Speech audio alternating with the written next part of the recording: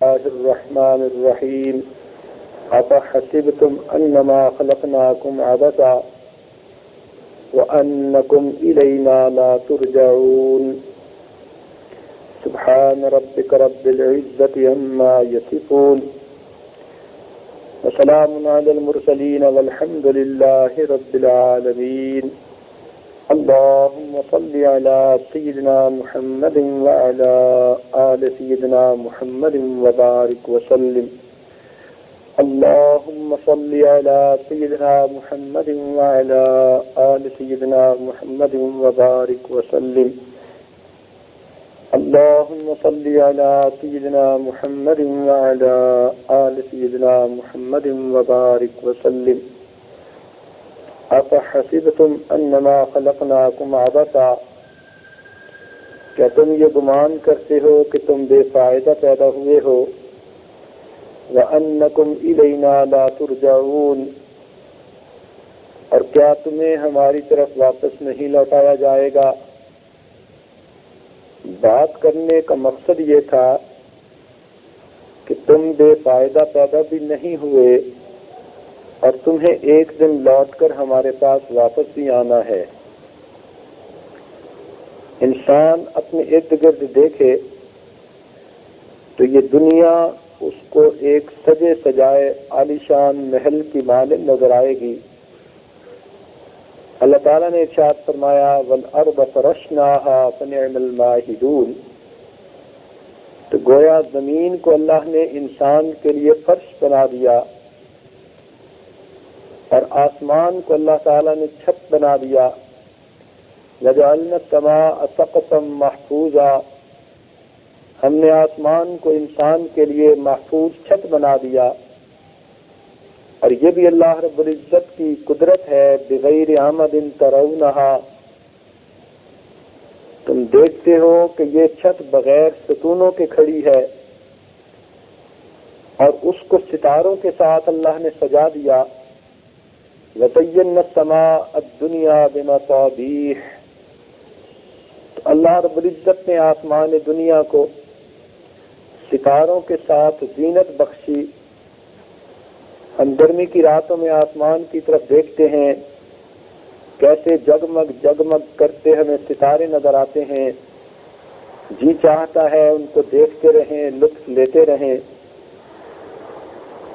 اللہ تعالیٰ ارشاد فرماتے ہیں کہ اے میرے بندے، تو آسمان کی طرف دیکھ اور اس میں کوئی عیب نکالنے کی کوشش کر، اگر ایک دفعہ تجھے عیب نظر نہیں آتا تو دوبارہ دیکھ۔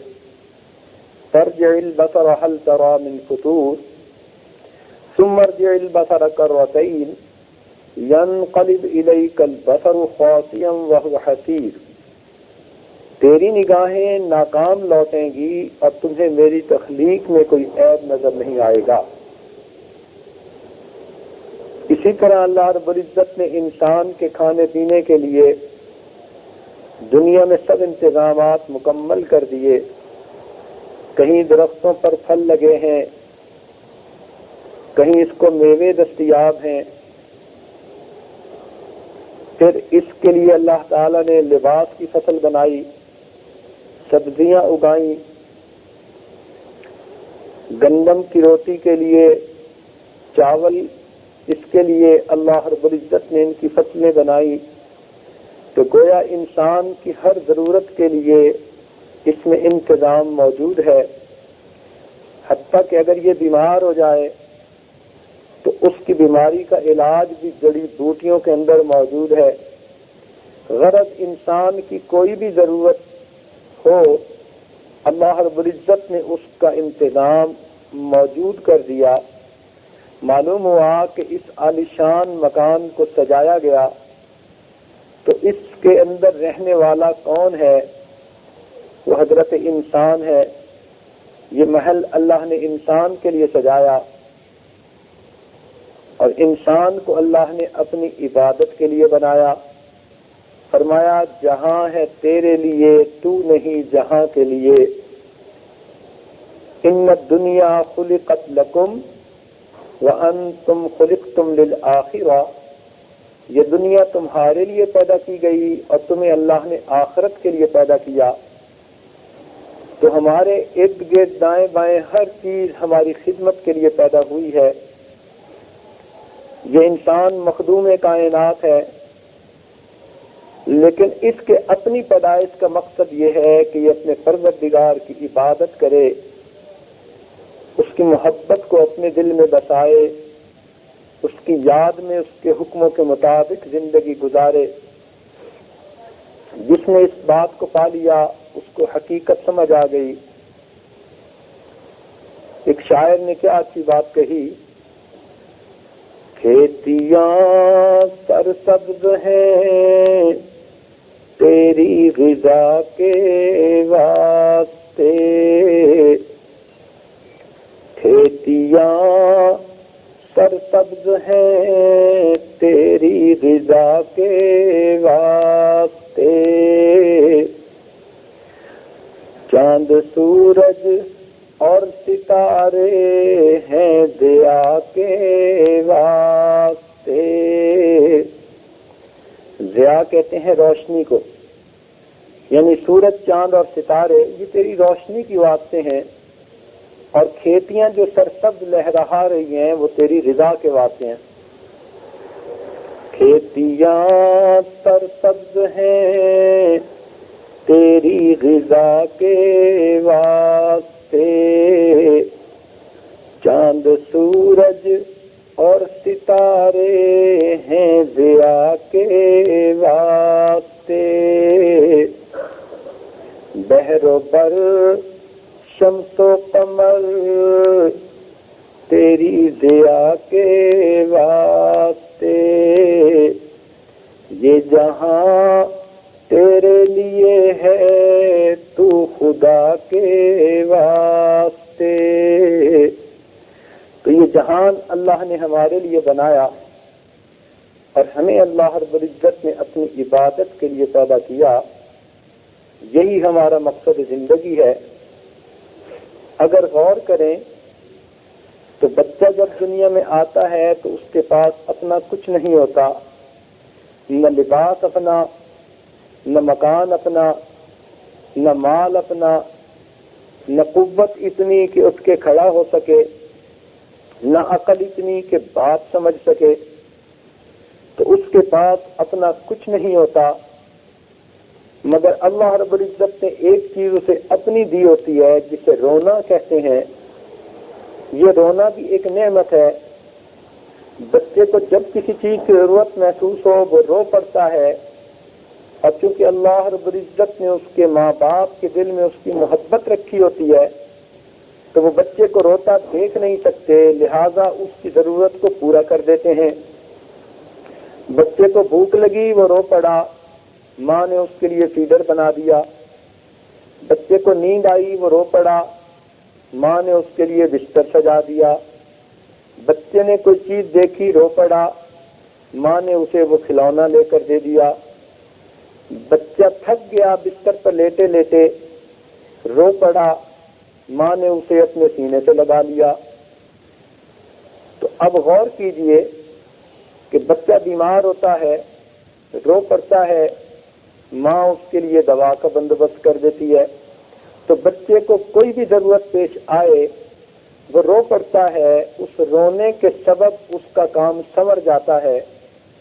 یہاں پہ ایک عارف نے نقطہ نکالا، اے انسان جب تو رونا جانتا تھا اللہ تعالیٰ تیرے سب کام سنوار دیتے تھے، تو نے رونے کو بھلا دیا، اللہ نے تیرے کاموں کو اٹکا دیا۔ تو واقعی آج ہم اللہ کے دربار میں حاضر ہو کر روتے نہیں، عاجزی اور فریاد نہیں کرتے، جس کی وجہ سے اللہ تعالیٰ بھی ہمارے کاموں کو اٹکا دیتے ہیں اور ہم پھر پریشان پھرتے ہیں، در در کے دھکے کھاتے ہیں۔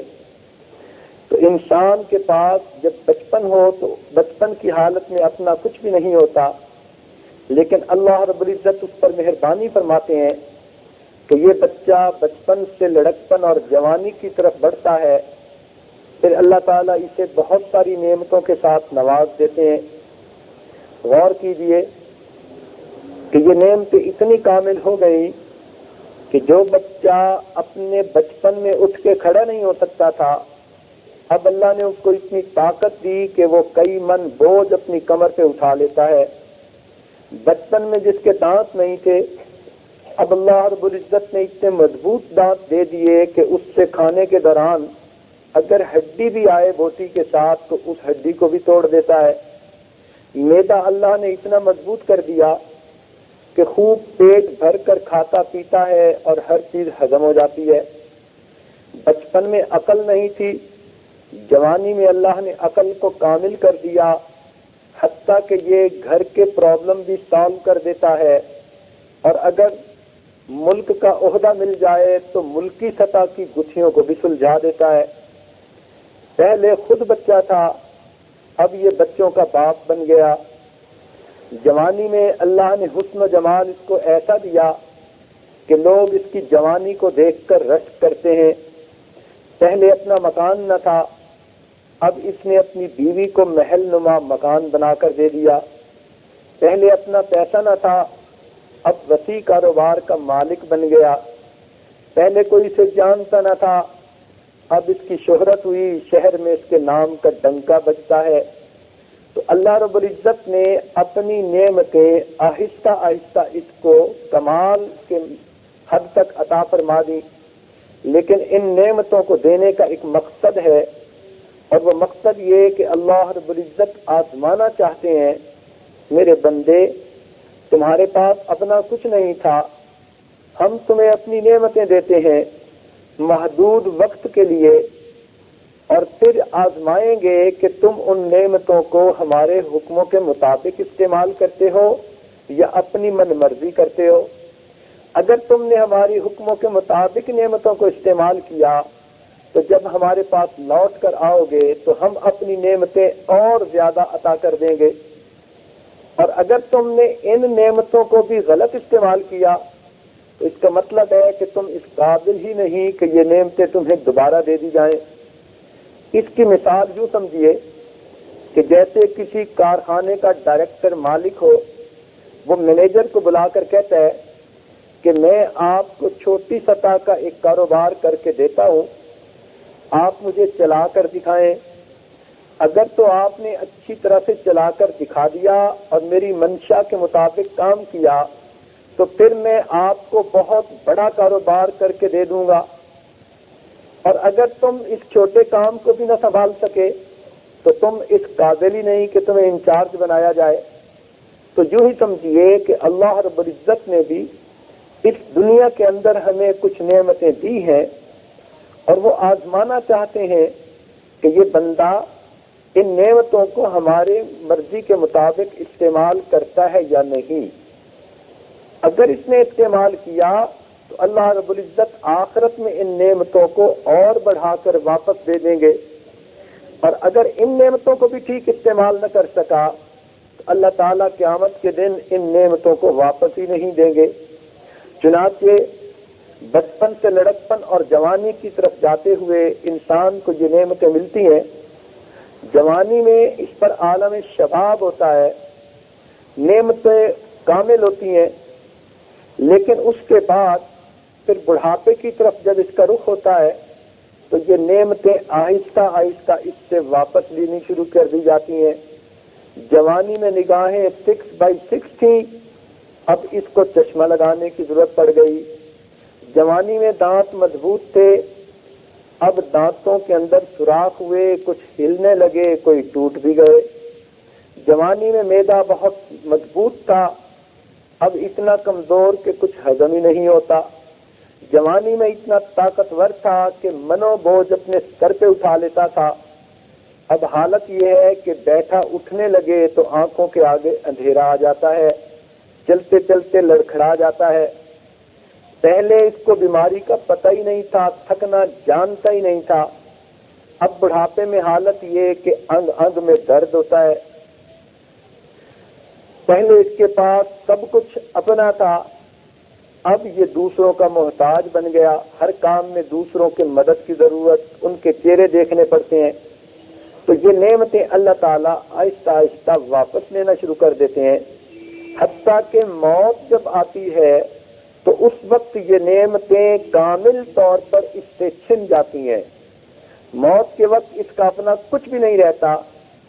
جس پروردگار نے نعمتیں بچپن میں دی تھیں، موت کے وقت وہ نعمتیں واپس لے لیں، یعنی بچپن میں اس کا امتحان کا پیپر شروع ہوا اور موت کے وقت پیپر کا وقت ختم ہوا اور پیپر اس سے چھین لیا گیا۔ اب اللہ تعالیٰ قیامت کے دن اپنی عدالت سجائیں گے، انبیاء اور مرسلی ہوں گے، ساری امتیں کھڑی ہوں گی اور اللہ تعالیٰ ہر بندے کو اس وقت بلائیں گے، جئتمونا فرادا کما خلقناکم اول مرہ، ایک ایک کر کے بندے کو بلائیں گے اور ہر ایک بندے کا حساب لیں گے۔ اس لیے حدیث پاک میں آتا ہے کہ بنی آدم کے پاؤں اپنی جگہ سے ہل نہیں سکتے جب تک کہ وہ قیامت کے دن چند باتوں کا جواب نہ دے دیں۔ تو گویا قیامت کے دن اللہ تعالیٰ بندے سے پوچھیں گے، اے میرے بندے، تو نے ان نعمتوں کو میرے حکم کے مطابق استعمال کیا یا اپنے نفس کی پوجا کرتے پھرے، اپنے نفس کی خواہشات اور شہوات کو پورا کرتے پھرے؟ اب اگر قیامت کے دن اس کے نام اعمال سے یہ ثابت ہو گیا کہ اس بندے نے نیکوکاری کی زندگی گزاری، پرہیزگاری کی زندگی گزاری، تو اللہ رب العزت نعمتوں کو اور بڑھا کر اسے جنت میں عطا فرما دیں گے۔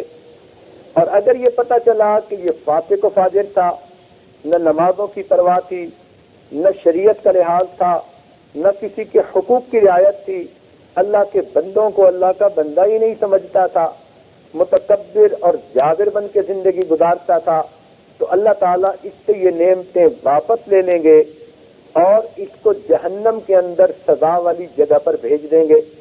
اب ذرا غور کیجئے کہ جہنمیوں کے ساتھ کیا معاملہ پیش آئے گا اور جنتیوں کے ساتھ کیا معاملہ پیش آئے گا۔ جنتیوں سے یہ نعمتیں اس طرح چھین لی کہ اب اس کے پاس یہ نعمتیں نہیں ہیں، حتیٰ کہ اس کو جہنم میں جب بھیجا جائے گا تو ایک ایسا مکان دیا جائے گا کہ جو آگ کا بنا ہوا ہوگا۔ حدیث پاک میں آتا ہے کہ جہنمی کو جہنم میں ایک مکان ملے گا جو آگ کا بنا ہوا ہوگا، چاروں طرف آگ کی دیواریں ہوں گی، تنہائی ہوگی، تنہائی کا عذاب ہوگا، اور اس جہنمی کے دل میں اللہ تعالیٰ یہ بات ڈالیں گے کہ دیکھو سارے جہنمی جہنم سے نکل گئے، تو اکیلا یہاں رہ گیا۔ اس سے اس کے عذاب میں اور شدت آ جائے گی، اس سے اس کی تکلیف میں اور اضافہ ہوگا کہ سب جہنم سے نکل گئے، میں اکیلا باقی رہ گیا۔ تو دنیا کا مکان تو کتنا خوبصورت تھا کہ کئی لوگوں کے ساتھ گھر میں رہتا تھا، اب جہنم کا مکان ایسا کہ آگ کا بنا ہوا اور پھر اس میں ساتھ رہنے والا کوئی نہیں، دل ہے مگر دلداری کرنے والا کوئی نہیں، مصیبت ہے مگر یاری غم گساری کرنے والا کوئی نہیں۔ تو دنیا کے مکان میں تو اس نے ٹھنڈے گرم کا بھی پورا حساب رکھا تھا، ذرا گرمی ہوئی تو ایئر کنڈیشنر چل جاتے تھے۔ جہنم کا جو مکان ملا چاروں طرف آگ ہے مگر اس کے لیے ٹھنڈک کا انتظام کوئی نہیں، حتیٰ کہ جہنم میں بھوک تو ہوگی لیکن اس کو کھانے کے لیے صحیح غذا نہیں ملے گی۔ محدثین نے لکھا ہے کہ ایک جہنمی کو جب بھوک لگے گی تو وہ فرشتے سے کہے گا کہ آپ مجھے کچھ کھانے کے لیے لا دیجئے۔ وہ فرشتہ اس کو آگ کے بنے ہوئے پہاڑ کے اوپر لے کر جائے گا اور وہاں سے جا کر اس کو نیچے دھکا دے گا تو یہ آگ کے انگاروں کے اوپر گرتا گرتا نیچے وادی میں آ گرے گا۔ فرشتہ پھر اس کے سامنے آئے گا اور اس سے کہے گا کہ تیری کیا حاجت ہے؟ یہ کہے گا کہ مجھے کچھ کھانے کے لیے لا دو، بھوک اتنی ہے کہ میری آنتیں ایک دوسرے کو کاٹ رہی ہیں، مجھے کچھ نہ کچھ کھانا ہے۔ تو فرشتہ اس وقت اس کو زقوم کا پودا لا کر دے گا۔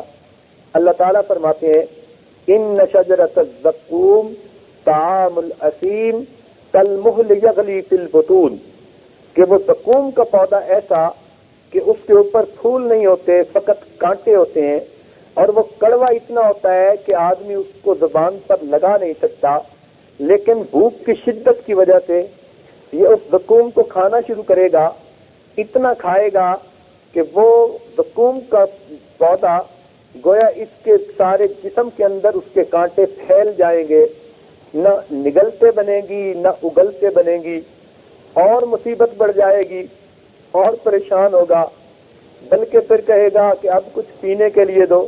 جیسے حلق میں لقمہ پھنس جائے تو آدمی پانی کا گلاس پیتا ہے، یہ جہنمی اسی طرح پانی کا گلاس مانگے گا، لیکن ایک فرشتہ اس کو پیالہ لا کر دے گا، اور وہ پیالہ بھی کیا ہوگا؟ اس میں پانی نہیں ہوگا، بلکہ اللہ تعالیٰ فرماتے ہیں وَلَا طَعَامٌ إِلَّا مِنْ غِسْلِينَ، کہ اس پیالے کے اندر خون اور پیپ جو جہنمیوں کے زخموں سے نکلے گا وہ جمع کیا جائے گا اور اس کو پینے کے لیے دیا جائے گا۔ اس جہنمی کو پیاس اتنی شدت کی ہوگی کہ وہ خون اور پیپ پینا شروع کر دے گا، بدبودار پیپ پی رہا ہوگا۔ دنیا کے مشروبات پینے والے اور دنیا کے اندر مختلف پھلوں کے جوس پینے والے، ذرا جہنم کے اندر کے مشروب کو بھی سامنے رکھ لینا۔ اگر آج ان نعمتوں کا ٹھیک حق ادا نہ کیا تو جہنم کے اندر ہمیں کیا کھانا ملے گا، کیا پینے کے لیے ملے گا؟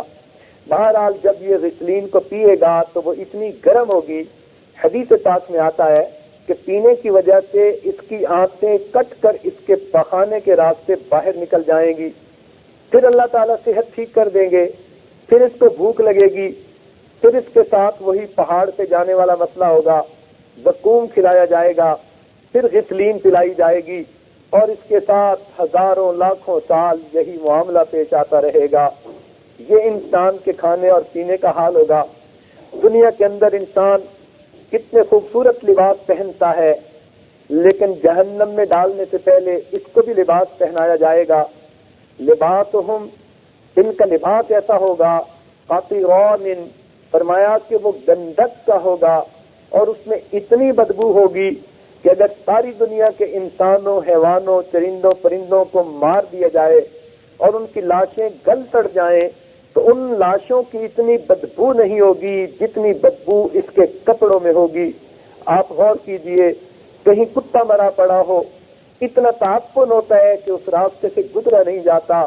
انسان اگر قریب سے گزرے ناک سڑنے لگتی ہے، تو اگر ساری دنیا کے درندوں، چرندوں، انسانوں کی موت آئے اور ان کی لاشیں گل سڑ جائیں تو وہاں کتنی بدبو ہوگی؟ اس سے زیادہ بدبو جہنمی کے کپڑوں میں ہوگی۔ دنیا کے اندر پرفیوم استعمال کرنے والی بہن کبھی فرانس اور کبھی جرمنی کی پرفیوم ڈھونڈتی پھرتی ہیں، کبھی روم فریشنر لاتی ہیں کہ بدبو نہ آئے۔ ذرا غور تو کیجئے کہ جہنم میں جب کپڑوں میں اتنی بدبو ہوگی تو ان کپڑوں کو ہم کیسے پہن سکیں گے؟ دم گھٹ رہا ہوگا، لیکن ان کے سوا کوئی دوسرا لباس بھی نہیں ہوگا۔ جس نے دنیا میں اپنے لباس کو نمود و نمائش کے لیے استعمال کیا، دوسروں پر برتری ظاہر کرنے کے لیے استعمال کیا، جس نے زرق برق لباس پہنے اور بے پردہ باہر پھری، پھر قیامت کے دن اس کو پھر ایسا لباس پہنایا جائے گا۔ بلکہ بعض احادیث میں تو یہ بتایا گیا کہ جو عورت بے پردہ باہر پھرنے والی ہوگی، اللہ تعالیٰ کے فرشتے قیامت کے دن جہنم میں ڈالنے سے پہلے ساری مخلوق کے سامنے اس کو بے لباس کر دیں گے، اس کو بالکل ننگا کر دیا جائے گا، اور یہ اس لیے بے عزتی اس کی ہوگی کہ تو دنیا میں اپنے چہرے کو کھول کر اور تو دنیا کے اندر اپنے پردے کا خیال نہ کر کے باہر نکلتی تھی، آج جب تو نے اپنی عزت کو خود ضائع کر دیا تو آج تجھ سے یہ عزت چھین لی جائے گی۔ چنانچہ بازاروں کے اندر بے پردہ پھرنے والی عورتوں کو قیامت کے دن بے لباس کر کے ساری مخلوق کے سامنے جہنم میں ڈالیں گے۔ کتنی شرم آ رہی ہوگی۔ کسی انسان کو دنیا میں گرفتار کر لیا جائے اور چند لوگوں کے سامنے اس کو بے لباس کر دیں، اس کو کتنی شرم آ رہی ہوتی ہے، کتنی ذلت ہوتی ہے۔ انسان سوچتا ہے زمین پھٹ جاتی، میں اس میں اندر چلا جاتا، تو جب سارے انسانوں کے سامنے، جس میں رشتہ دار بھی ہوں گے، دوست بھی ہوں گے، اپنے پرائے سبھی ہوں گے، انبیاء اور مرسلین بھی ہوں گے، جب سب کے سامنے بے لباس کر کے جہنم میں ڈالیں گے پھر کتنی ذلت ہوگی۔ پھر عورت سوچے گی کاش میں نے دنیا میں پردے کا لحاظ کیا ہوتا، آج اللہ تعالیٰ بھی میری پردہ داری فرما دیتے، میں نے اللہ کے حکم کو مانا ہوتا، آج پروردگار میری خواہش کو پورا کر دیتے۔ لیکن اگر دنیا کے اندر اس نے پردے کا خیال نہ رکھا، تو اس طرح بے عزت ہو کر جہنم میں جانا پڑے گا. جہنم میں اس طرح اس کو بھوک ہوگی، کھانے کو سکون ملے گا، پیاس ہوگی، پینے کے لیے غسلین ہوگی. چنانچہ جہنم کے اندر اس کو اللہ تعالیٰ تنہائی کا عذاب دیں گے. مختلف عذاب کے طریقے ہوں گے.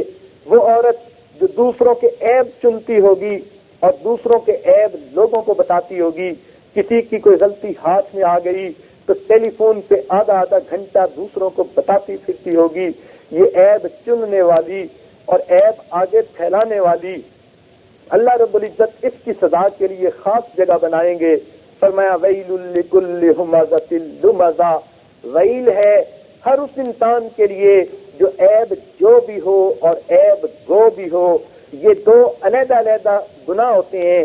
عیب چننا علیحدہ گناہ ہوتا ہے اور عیب کو لوگوں کے سامنے پھیلانا یہ دوسرا گناہ ہوتا ہے. کئی لوگ تو دوسروں کے عیب ڈھونڈ کر ان سے نفرتیں شروع کر دیتے ہیں مگر بات کسی سے نہیں کرتے، اور کئی دوسرا قدم بھی اٹھا لیتے ہیں کہ لوگوں میں پھر ان کی ذلت رسوائی بھی کرتے پھرتے ہیں. تو یہ دو گناہ ہوئے، عیب چننا اور لوگوں کے اندر پھیلانا. چنانچہ ایسے بندے کو اللہ تعالیٰ قیامت کے دن ایک جہنم کے خاص حصے میں ڈالیں گے جس کا نام ویل ہوگا. وہاں آگ کے بنے ہوئے ستون ہوں گے. اس عورت کو اس ستون کے ساتھ باندھ دیا جائے گا. پھر اللہ تعالیٰ فرماتے ہیں نار اللہ الموقدہ التی تطلع علی الافئدہ، وہاں پر اللہ نے ایک خاص آگ بنائی ہوگی جو آگ اس کے دل کے اوپر نشانے کی طرح آ کر لگے گی. جیسے دنیا کے اندر میزائل چلتا ہے، آگ نکلتی ہے، یوں سمجھیے یہ اللہ کے بنے ہوئے میزائل ہوں گے جو اس کے دل پر آ کر برسیں گے. وجہ کیا؟ یہ دنیا میں لوگوں کے دل کو تکلیف پہنچاتی تھی، لوگوں کے دل جلاتی پھرتی تھی.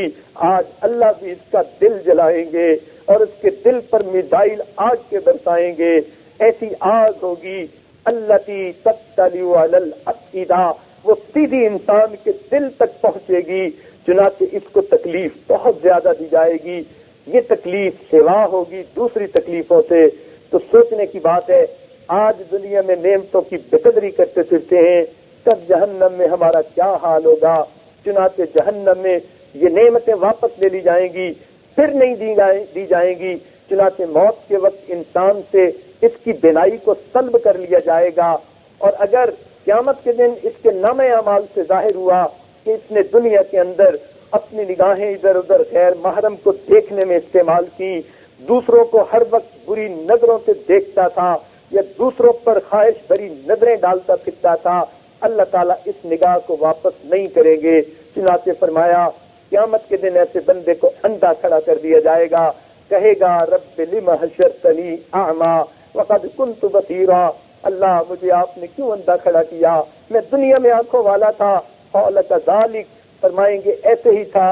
اتت کا آیاتنا فنسیتھا، ہماری آیتیں تیرے پاس آئیں تو نے ان کو بھلا دیا. وَكَذَلِكَ الْيَوْمَ تُنْسَى، آج تجھے بھلا دیا جائے گا. چنانچہ اس انسان کو قیامت کے دن بھی اندھا کھڑا کریں گے.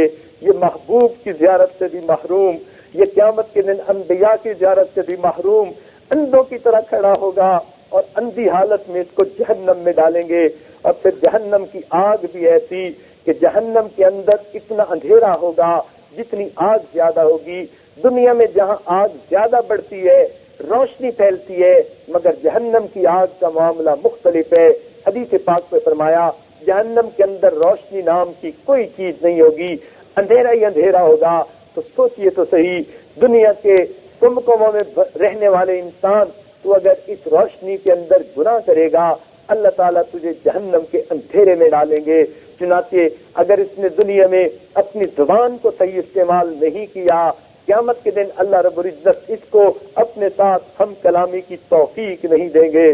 چنانچہ فرمایا گیا وَلَا يُكَلِّمُهُمُ اللَّهُ يَوْمَ الْقِيَامَةِ، اللہ تعالیٰ قیامت کے دن ایسے کافروں مشرکوں منافقوں کے ساتھ ہرگز کلام نہیں کریں گے. وَلَا يَنظُرُ إِلَيْهِمْ، اللہ تعالیٰ ان کی طرف رحمت کی نظر سے دیکھیں گے ہی نہیں. تو جب اللہ تعالیٰ کلام بھی نہیں کریں گے، رحمت سے دیکھیں گے ہی نہیں، فرشتے پھر اس کو لے کر جہنم میں ڈالیں گے. تو اگر زبان کو استعمال ٹھیک نہ کیا، قیامت کے دن اللہ سے ہم کلامی سے محروم ہو جائیں گے. نظر کو صحیح استعمال نہ کیا, اللہ تعالیٰ کے دیدار سے محروم کر دیے جائیں گے. اگر دنیا کے اندر اپنی جوانی کو صحیح استعمال نہ کیا, جہنم کے اندر اس کی سزا ملے گی. چنانچہ شیخ عبد القادر جیلانی رحمۃ اللہ علیہ نے فرمایا کہ جو انسان زناکار ہوگا اور اس نے توبہ بھی نہیں کی ہوگی, اللہ تعالیٰ قیامت کے دن جہنم میں فرشتوں کو حکم دیں گے کہ اس کو ایک غار کے اندر تم داخل کر دو. اس غار میں اس کو دھکا دے دیا جائے گا, دروازے بند کر دیے جائیں گے. فرماتے ہیں اس غار کے اندر زہریلے بچھو ہوں گے. وہ بچھو اس کے جسم پر اس طرح چڑھ دوڑیں گے جس طرح شہد کے چھتے کے اوپر مکھیاں بیٹھی ہوتی ہیں, اور اتنے بچھو ایک وقت میں اسے کاٹے. آج تجھے اس کی سزا دی جا رہی ہے, تیرے انگ انگ میں زہر کا ٹیکا لگایا جا رہا ہے, انجیکشن لگ رہا ہے. انسان کو اتنی تکلیف ہوگی.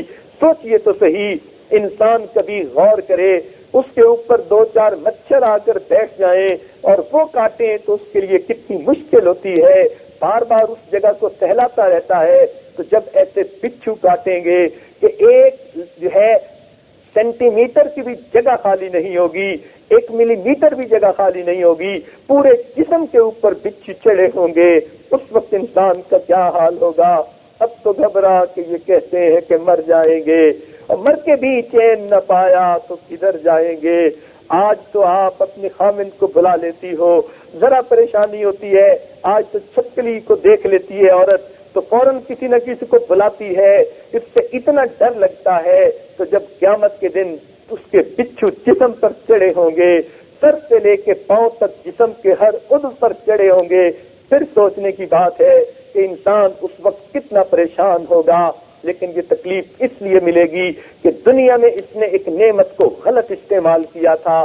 تو دنیا میں اللہ تعالیٰ کی نعمتوں کو غلط استعمال کرنے پر موت کے وقت وہ نعمتیں چھین لی جائیں گی, اور پھر اللہ تعالیٰ ان نعمتوں کو واپس نہیں عطا کریں گے. جبکہ وہ بندے جنہوں نے دنیا میں ان نعمتوں کو ٹھیک استعمال کیا, نیکوکاری کی زندگی گزاری, پرہیزگاری کی زندگی گزاری, قیامت کے دن اللہ کے حضور جائیں گے. حدیث پاک کا مفہوم ہے, اللہ تعالیٰ کے سامنے قبر سے لوگ اس حال میں کہیں کھڑے ہوں گے, وہ اللہ تعالیٰ کو دیکھ کر مسکرائیں گے, اللہ رب العزت ان کو دیکھ کر مسکرائیں گے. یہ کتنے خوش نصیب لوگ ہیں جنہوں نے اپنی جوانی نیکوکاری پر گزاری, آج پروردگار کا دیدار نصیب ہو رہا ہے. چنانچہ انبیاء کرام کے قدموں میں ان کو جگہ ملے گی. حدیث پاک کا مفہوم ہے کہ جنت کے نیک لوگ نبی علیہ السلام کے جھنڈے کے نیچے جمع ہوں گے. پیاس ان کو محسوس ہوگی تو فرشتے ان کو آب کوثر پلائیں گے, جام بھر بھر کے دیے جا رہے ہوں گے. جیسے سخت گرمی کے اندر کوئی آپ کو اچھا شربت ٹھنڈا پلا دے تو آپ اس کو کتنا اچھا سمجھتی ہیں کہ اس نے وقت پر مجھے اچھی چیز دی, تو فرشتے اس وقت آب کوثر پلائیں گے. نبی علیہ السلام نے فرمایا اس آب کوثر کو پینے کے بعد پھر اس کو کبھی بھی پیاس نہیں لگے گی, سینے میں ایسی ٹھنڈک پڑ جائے گی. آج نبی علیہ السلام پر درود پڑتی ہیں, کل قیامت کے دن محبوب کا دیدار کر سکیں گی. چنانچہ جب اللہ تعالیٰ حساب لیں گے اور یہ عورت ثابت کر دے گی, اللہ میں تیری بندی تھی, میں نے تیرے حکموں کے مطابق زندگی گزاری, میں نے شریعت کی حدود و قیود کو سامنے رکھا, میں نے تیری نافرمانی نہیں کی, تیرے بندوں کو ایذا تکلیف نہیں پہنچائی, میں نے سب کے حقوق ادا کیے, نیکوکاری کی زندگی گزاری. اللہ رب العزت اس کو جنت کی طرف بھیجیں گے. مگر فرق ہوگا, جہنمی جب جہنم میں جائیں گے اللہ تعالیٰ کے فرشتے ان کو مارتے ہوئے یضربون وجوہہم وادبارہم, ان کے چہروں پر اور ان کی پشت پہ مار رہے ہوں گے.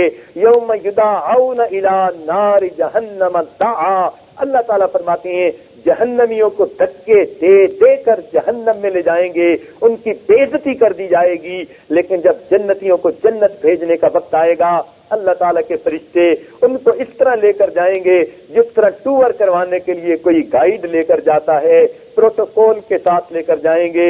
چنانچہ فرمایا کہ یہ متقی لوگ جو ہوں گے, وسیق الذین اتقوا ربہم الی الجنۃ زمرا, یہ متقی لوگ جنت کی طرف جماعتی شکل میں لے جائے جائیں گے. اور جب یہ وہاں جنت کے دروازے پر پہنچ جائیں گے تو اس وقت بہت سارے فرشتے ان کے پاس آئیں گے.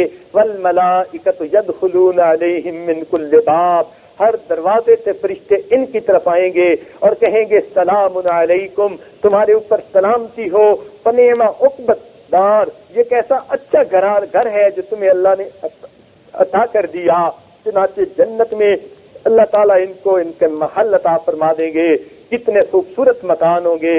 حدیث پاک میں فرمایا گیا کہ بعض لوگوں کو سونے اور چاندی کی اینٹوں سے بنا ہوا مکان دیا جائے گا، بعض لوگوں کو شیشے کا بنا ہوا مکان ملے گا، اندر سے باہر نظر آئے گا، باہر سے اندر نظر آئے گا، بعض لوگوں کو ایک موتی کا بنا ہوا محل دیا جائے گا جو بے جوڑ ہوگا، تو بغیر جوڑ کے موتی کا بنا ہوا محل وہ بھی کیا چیز ہوگی، لیکن اس جنتی کو وہ عطا کر دیا جائے گا۔ سبحان اللہ، دنیا کا مکان اس نے اللہ کے حکموں کے مطابق بنایا اور استعمال کیا، گھر میں گناہ نہیں کیا، تو جنت میں اللہ تعالیٰ اس کو ایسا مکان عطا فرما دیں گے۔ دنیا کی زندگی تھوڑی تھی لیکن آخرت میں اس کو لامحدود زندگی عطا فرمائیں گے۔ دنیا میں تو اس کو بڑھاپا بھی آیا تھا، بیماری بھی آئی تھی، لیکن قیامت کے دن جب اس کو اللہ تعالیٰ جنت بھیجیں گے تو جنت میں اس کو جوانی کی عمر عطا کر دی جائے گی۔ چنانچہ محدثین نے لکھا ہے کہ جنت میں مرد کو 32 سال کی عمر دی جائے گی اور عورت کو 18 سال کی عمر کی کنواری لڑکی بنا دیا جائے گا، اس لیے کہ 18 سال کی عمر کی لڑکی بہترین جوانی کی عمر میں ہوتی ہے اور 32 سال کا مرد بہترین پختہ جوانی کی عمر میں ہوتا ہے۔ اللہ تعالیٰ یہ عمریں عطا فرمائیں گے اس لیے کہ اس نے دنیا کے اندر نیکوکاری کی زندگی گزاری۔ پھر دنیا میں اگر لباس شریعت کے مطابق تھا، اللہ تعالیٰ جنت میں اس کو بہتر لباس عطا فرمائیں گے۔ چنانچہ اگر مرد ہوگا اللہ تعالیٰ اس کو لباس ریشم کا عطا فرمائیں گے، وَلِبَاسُهُمْ فِيهَا حَرِيرٌ، اور ان کو ریشم کا لباس پہنایا جائے گا۔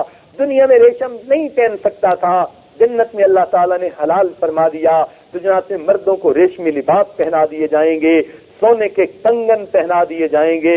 بعض نوجوان ہنستے ہیں کہ مردوں کو کنگن پہنائیں گے اور خود ان کا اپنا یہ حال ہوتا ہے کہ ہاتھ میں راڈوں کی گھڑی باندھ کر ہاتھ ہلا ہلا کر دوسروں کو دکھاتے پھرتے ہیں۔ تو اگر گھڑی راڈوں کی بنی ہو یا کسی اور اچھی کمپنی کی ہو تو انسان سوچتا ہے کہ ہاتھ پہ اچھی لگتی ہے، اسی طرح جنتی مرد کے ہاتھ پہ بھی اللہ کے بنے ہوئے ڈیزائن کے کنگن بھی اچھے لگیں گے۔ پھر ان کے بیٹھنے کے لیے وہاں تخت ہوں گے جن کے اوپر یہ جنتی بیٹھے ہوں گے۔ چنانچہ جنتی عورت کو اللہ رب العزت ایسا لباس عطا فرمائیں گے، اس کے لباس میں سے 70,000 رنگ جھلک رہے ہوں گے۔ سبحان اللہ، دنیا میں تو 1-2 رنگ کے لباس پہنتی ہیں اور ان میں بھی میچنگ کرتے ہوئے ان کو پریشانیاں ہوتی پھرتی ہیں۔ کرتا ملتا ہے تو شلوار نہیں، کرتا شلوار ملا تو دوپٹہ نہیں، میچنگ مسئلہ بنا ہوتا ہے۔ لیکن اللہ رب العزت جنت میں جو لباس پہنائیں گے اس میں سے 70,000 رنگ جھلک رہے ہوں گے۔ سبحان اللہ، اللہ تعالیٰ بھی کیسے کریم ہے، بندے کو اس دن کتنا خوبصورتی کے ساتھ سجائیں گے۔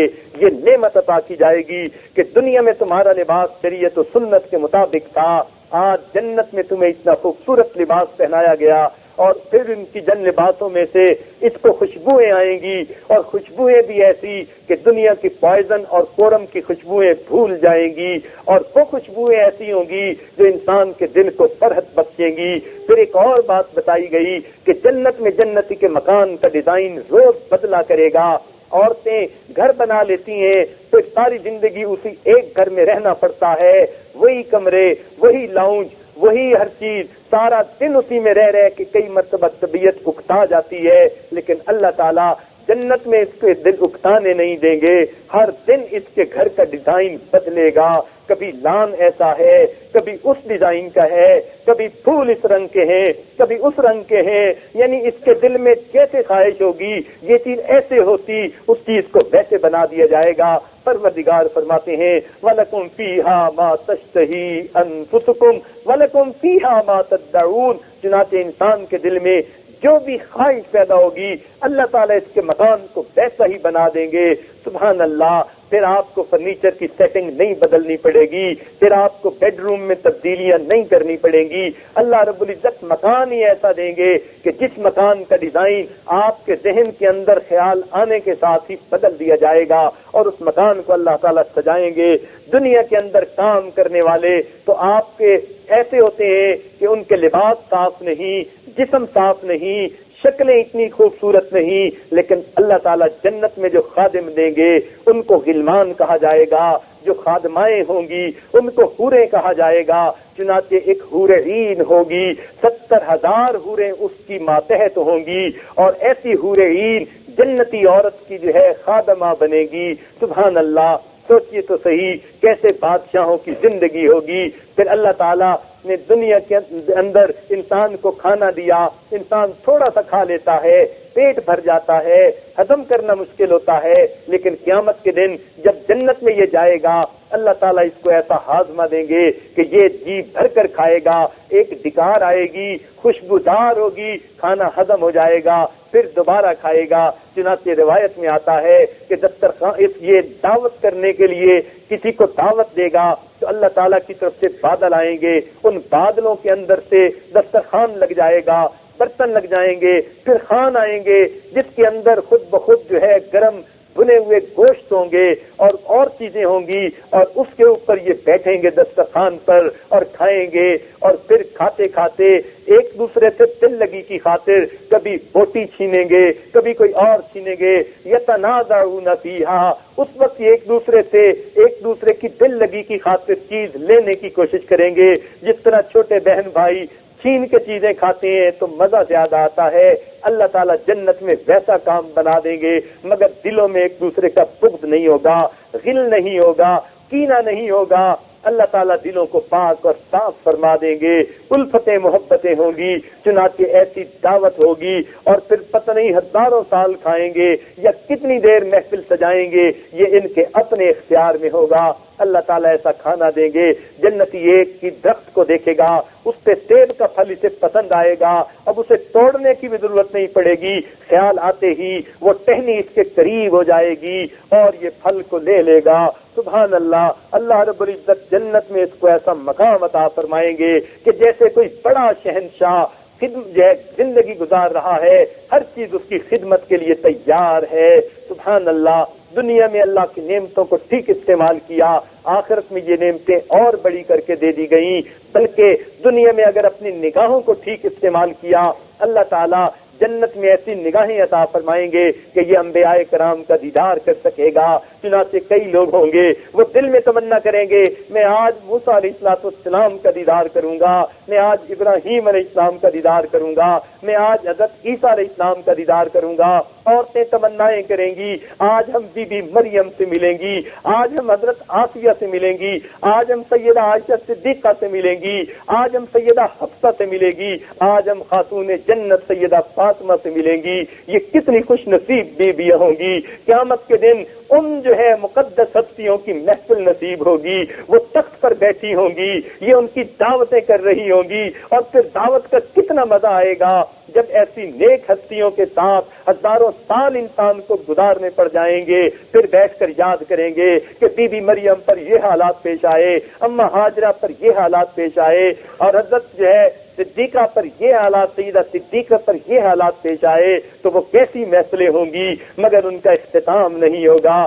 اللہ تعالیٰ کے انبیاء کا دیدار ہوگا، اولیاء کا دیدار ہوگا، کتنی اچھی محفلیں ہوں گی جب انسان اپنی آنکھیں ان نیک لوگوں کی زیارت سے ٹھنڈی کرے گا، تو پھر اللہ رب العزت اس کو اور زیادہ نعمتیں عطا فرمائیں گے اور اپنے دیدار کے لیے بلائیں گے۔ جب اللہ تعالیٰ فرمائیں گے آؤ میرے دیدار کے لیے، تو پھر ایک بازار لگے گا جنت میں، جہاں پر جنتی مرد اور عورت جائیں گے، اور وہاں پر جا کر یہ بازار میں خوبصورت شکلیں دیکھیں گے، تو جیسے عورت چاہے گی میری آنکھیں ایسی ہوتی، پلکیں ایسی ہوتی، ابرو ایسے ہوتے، بال ایسے ہوتے، میرے باقی جسم کے نقش نین ایسے ہوتے، جیسے یہ خود پسند کرے گی ویسے اس کا وہ چہرہ بنتا چلا جائے گا۔ دنیا میں تو سرخی پاؤڈر اپنے چہرے پہ تھوک لیتی ہیں، مگر ان کے حسن و جمال میں اضافے کی بجائے الٹا عجیب سی شکل بن جاتی ہے۔ جنت کے اندر ان کے دل میں چاہت ہوگی، اللہ تعالیٰ ان کو ایسا جو ہے شکل عطا فرما دیں گے، یہ اللہ کا بنا ہوا بیوٹی پارلر ہوگا۔ جو عورت جیسے چاہے گی، جس طرح چاہے گی، گویا ہر جنتی عورت وہاں پر ملکہ حسن بنا دی جائے گی۔ اس نے دنیا میں اپنے حسن و جمال کو شریعت کے مطابق اپنے خاوند کے لیے ظاہر کیا۔ آج اللہ نے اس کو یہ مقام عطا کیا کہ اپنی من مرضی کے مطابق جیسا چاہتی ہے اللہ رب العزت اس کے چہرے کو ویسا سجا دیتے ہیں۔ دنیا میں کسی کا ذرا ویٹ زیادہ ہو جائے، لڑکی پریشان پھرتی ہے، کھانا نہیں کھاتی، ڈائٹنگ کرتی پھرتی ہے، کہتی ہے سلمنگ جو ہے چاہیے، مجھے اپنے بدن کو ٹھیک رکھنا ہے، لیکن جنت کے اندر جیسے دل کی خواہش ہوگی اس کے جسم کو اللہ ویسے بنا دیں گے۔ سبحان اللہ، کیا کیا نعمتیں عطا کر دی جائیں گی۔ پھر ان کے اوپر لباس بھی ان کی مرضی کا ہوگا۔ جب اچھی طرح سج جائیں گے جنتی مرد بھی اور جنتی عورتیں بھی، پھر اللہ تعالیٰ ان کو جنت رضوان میں بلائیں گے۔ وہاں پر ایک دریا ہوگا جس کے کنارے کے اوپر اللہ رب العزت نے دعوت کا انتظام کیا ہوگا۔ آج دنیا جو ہے وہ بیچ پر جاتی ہے، کافر لوگ وہاں جا کر جہنم خریدتے پھرتے ہیں، لیکن اللہ نے اپنے بندوں کے لیے جنت کے اندر دریا کے کنارے جہاں سبزہ ہوگا، جہاں پر خوبصورت پھول ہوں گے، جہاں پر پانی کی ٹھاٹھیں مارتے ہوا وہ دریا نظر آ رہا ہوگا، اتنا خوبصورت منظر ہوگا، اس کے کنارے اللہ تعالیٰ جنتیوں کی نشست گاہیں بنائیں گے، جنتی آ کر سب بیٹھ جائیں گے۔ پھر اللہ رب العزت حضرت داؤد علیہ السلام کو بلائیں گے، داؤد علیہ السلام زبور سنائیں گے، جنتی سنیں گے تو بہت مزہ آئے گا۔ پھر اس کے بعد اللہ تعالیٰ نبی علیہ السلام کو فرمائیں گے میرے ان بندوں کو آپ قرآن سنا دیجئے۔ چنانچہ نبی علیہ السلام قرآن مجید کی تلاوت فرمائیں گے، کتنا مزہ آئے گا، حتیٰ کہ پھر اللہ تعالیٰ فرمائیں گے میرے بندو اب میں اپنا کلام تمہیں سناتا ہوں۔ حدیث پاک میں آتا ہے اللہ تعالیٰ سورہ یاسین کی تلاوت فرمائیں گے، اور جب تلاوت فرمائیں گے جنت میں ایک ہوا چلے گی اور جنت کے دروازے اور کھڑکیاں بجنا شروع ہوں گے، جیسے موسیقی ہوتی ہے ایسی خوبصورت آوازیں نکلیں گی۔ پھر اللہ رب العزت قرآن سنا رہے ہوں گے، جنتیوں کو ایسا مزہ آئے گا کہ ان کے اوپر ایک نشہ کسی کیفیت ہوگی۔ سوچنے کی بات ہے، آج قاری عبد الباسط کی کیسٹ سنتے ہیں، انسان کے اوپر عجیب کیفیت طاری ہوتی ہے۔ جب اللہ رب العزت خود قرآن سنائیں گے تو پھر کیا کیفیت طاری ہوگی۔ بالآخر اللہ رب العزت اپنا دیدار عطا فرمائیں گے۔ اللہ تعالیٰ کا دیدار ایسا ہوگا، بے جہت ہوگا، بے کیف ہوگا، بے شبہ اور بے مثال ہوگا۔ سارے جنتی دیکھیں گے۔ صحابہ نے پوچھا ایک وقت میں سارے جنتی کیسے دیکھ سکیں گے؟ نبی علیہ السلام نے فرمایا کہ جب چاند نکلتا ہے تو ساری دنیا کے لوگ دیکھتے ہیں یا نہیں؟ عرض کیا دیکھتے ہیں۔ فرمایا اسی طرح تم آسانی سے اللہ کی زیارت کر سکو گے۔ سبحان اللہ، اے حسن و جمال کے پیدا کرنے والے، تیرے اپنے حسن و جمال کا کیا عالم ہوگا۔ انسان اللہ تعالیٰ کا دیدار کرے گا، اور کتنا دیدار کرے گا کہ اس کے اوپر ایک مدہوشی کی سی کیفیت ہوگی، اور مدہوش رہیں گے، اور عجیب نشہ کی سی کیفیت ہوگی، عجیب مزے کی سی کیفیت ہوگی۔ سبحان اللہ، اور یہ کیفیت کئی سال رہے گی، حتیٰ کہ اللہ رب العزت کے اذن سے بالآخر اللہ تعالیٰ کے سامنے اس کی صفات کے پردے آ جائیں گے، اور جنتیوں سے وہ دیدار کی نعمت جو ہے اس وقت ختم کر دی جائے گی۔ تو جنتی اس طرح کریں گے جس طرح بچے ضد کرتے ہیں، اللہ ہمیں تو دیدار چاہیے۔ اللہ تعالیٰ فرمائیں گے میرے بندو تم نے دیدار کر تو لیا؟ کہیں گے اللہ بالکل تھوڑی دیر دیدار کیا۔ اللہ تعالیٰ فرمائیں گے میرے بندو تمہیں میرا دیدار کرتے ہوئے 8 لاکھ سال گزر گئے اور تمہیں وقت گزرنے کا احساس نہ ہوا۔ سبحان اللہ، 8 لاکھ سال تک جنتی اللہ تعالیٰ کا دیدار کریں گے۔ پھر اللہ تعالیٰ فرمائیں گے کہ میرے جنتیوں تمہیں وقتاً فوقتاً میرا دیدار ہوتا رہے گا، جنت کی باقی نعمتیں بھی تو ہیں۔ پھر اللہ تعالیٰ فرمائیں گے کہ بات یہ ہے کہ تم جن گھروں کو چھوڑ کر آئے، تمہارے خادم اور خادمائیں اب تمہارے لیے اداس ہو گئے، انہوں نے مجھ سے درخواست کی اللہ اس جنت کے بسنے والے کہاں چلے گئے؟ 8 لاکھ سال سے ہم انتظار میں ہیں، اللہ ان کو بھیج دیجئے، یہ گھر پھر آباد ہوں، ہمیں خدمت کا موقع مل جائے۔ اللہ تعالیٰ فرمائیں گے ہم نے ان خدام کی درخواست پر اب تمہیں اپنے گھروں کو واپس لوٹا دیا، تم خوشی خوشی اپنے گھروں کو جاؤ، اب تمہیں اپنے گھروں میں اللہ کا دیدار ہوگا۔ چنانچہ بعض لوگوں کو 1 مرتبہ دیدار ہوگا، بعض لوگوں کو سال میں 1 مرتبہ ہوگا، بعض لوگوں کو مہینے میں 1 مرتبہ، بعض لوگوں کو ہر جمعہ کے دن دیدار ہوگا اور بعض لوگوں کو ہر روز اللہ تعالیٰ کا دیدار ہوگا۔ حدیث پاک میں آتا ہے کہ وہ اندھا آدمی جو دنیا میں ماں کے پیٹ سے اندھا پیدا ہوا اور اس نے صبر اور شکر کی زندگی گزاری، شریعت و سنت کے مطابق زندگی گزاری، قیامت کے دن جب یہ جنت میں جائے گا اللہ تعالیٰ اس کو اعزاز عطا فرمائیں گے۔ ہر دم اس کے سامنے اللہ رب العزت کا چہرہ انور رہے گا اور یہ اللہ تعالیٰ کو ہر وقت ٹکٹکی باندھ کر دیکھتا رہے گا اور اس پر نشے کی سی حالت رہے گی۔ یہ اعزاز اس لیے ملے گا، اللہ تعالیٰ فرمائیں گے یہ وہ بندہ ہے جس نے دنیا میں کسی غیر محرم کو محبت کی نظر سے نہیں دیکھا تھا، آج اس کو میں اعزاز دیتا ہوں کہ یہ ہر وقت میرے چہرے کا دیدار کر سکے گا۔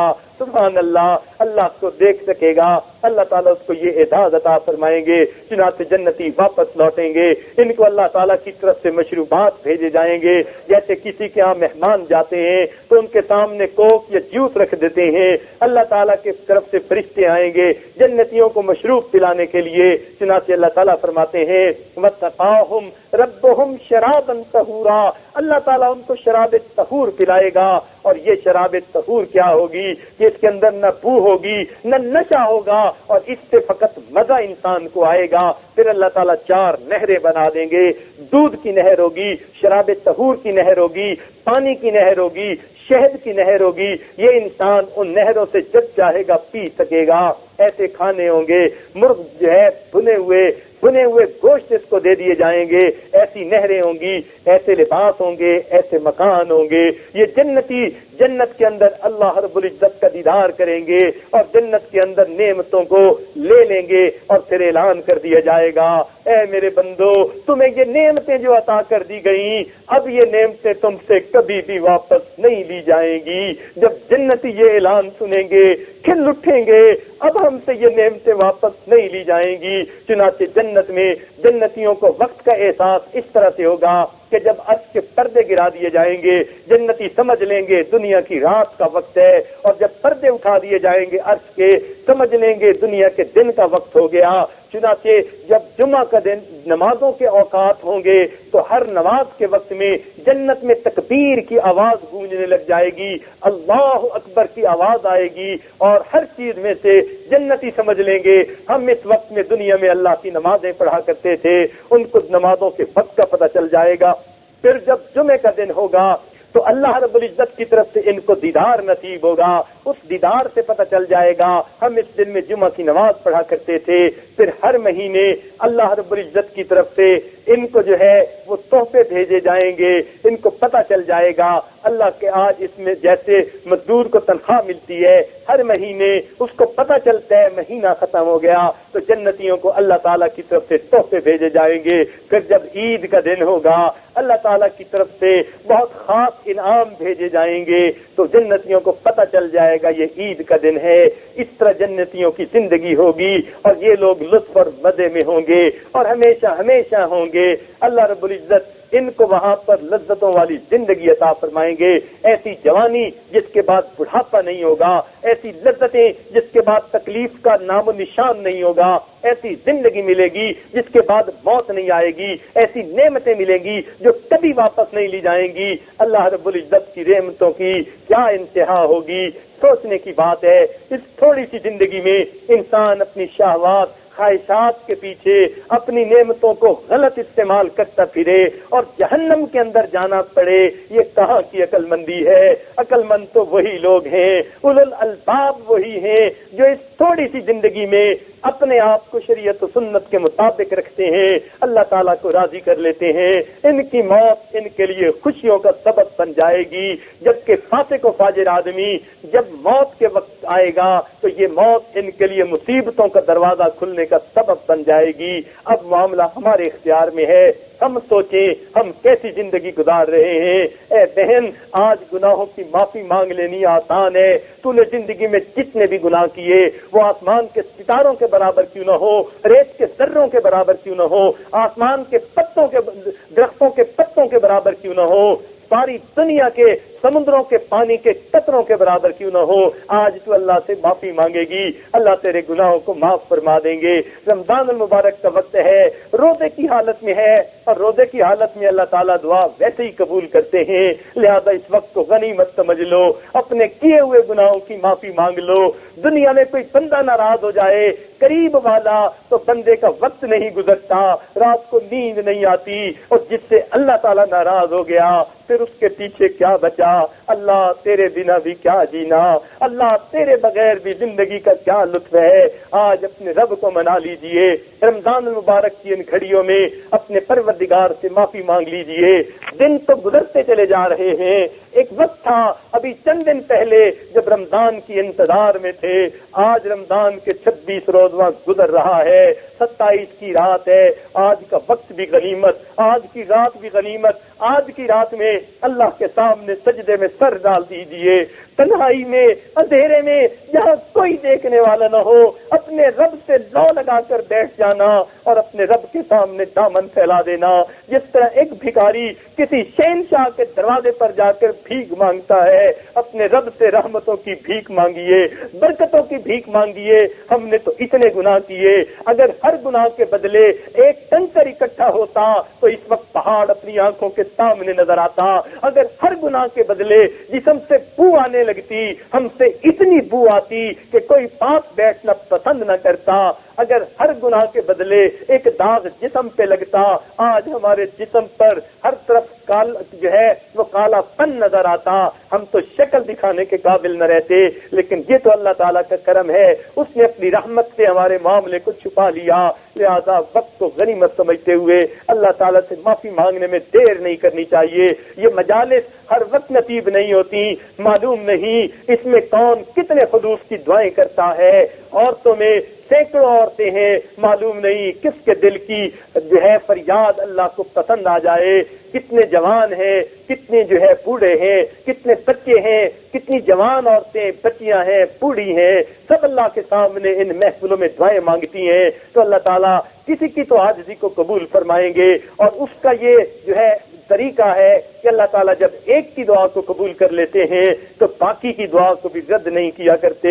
لہذا ایک بزرگ جب محفل میں دعا مانگتے فرماتے اللہ تعالیٰ نے دعا کو قبول کر لیا۔ کسی نے پوچھا آپ کیسے کہتے ہیں دعا قبول ہو گئی؟ فرمایا کہ اگر اتنے لوگ کسی دنیا دار کے دروازے پہ چلے جائیں اور اس سے ایک چونی مانگے تو کیا وہ چونی دے کے واپس کرے گا یا خالی لوٹائے گا؟ اس نے کہا جی چونی تو وہ دے ہی دے گا۔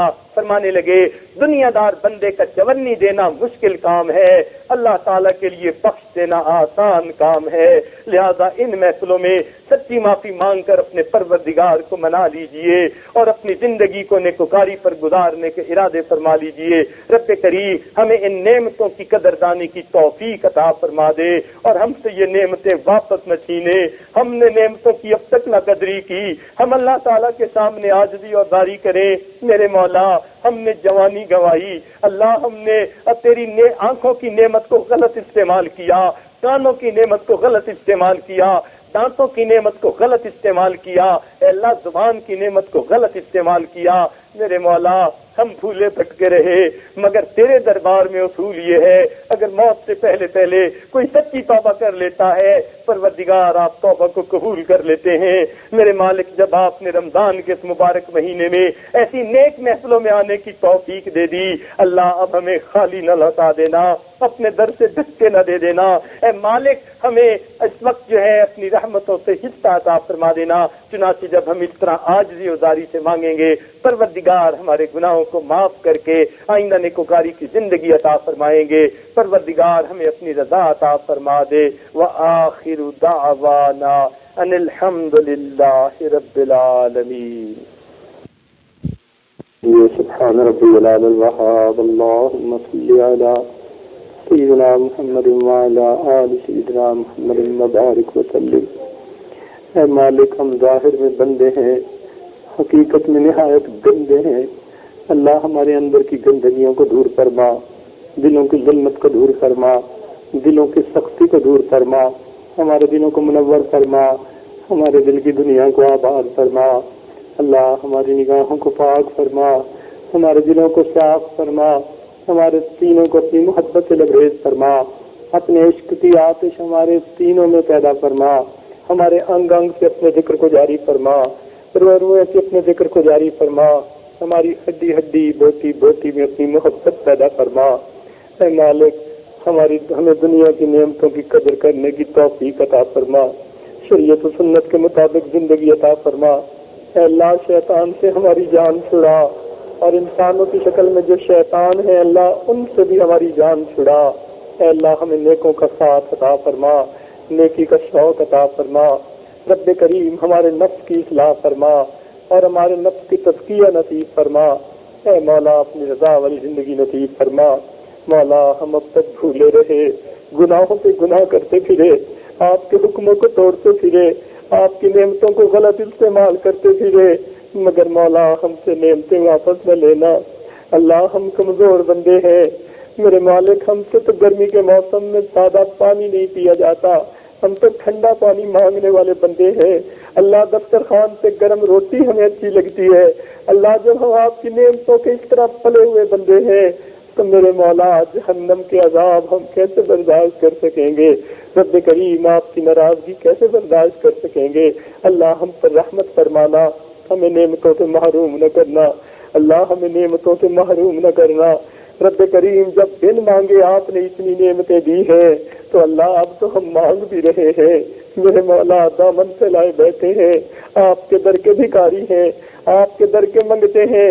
رب کریم، دامن پھیلا دیے، رب کریم اس دامن کو رحمتوں سے بھر دیجیے، بخشش کر دیجیے ہمارے گناہوں کی۔ اے اللہ، آپ کے محبوب نے ہمیں بتایا کہ آپ تو معاف کرنے سے خوش ہو جاتے ہیں، معاف کرنے کو پسند فرماتے ہیں اور معاف کر کے خوش ہوتے ہیں، تو پھر اللہ ہمیں معافی عطا فرما دیجیے۔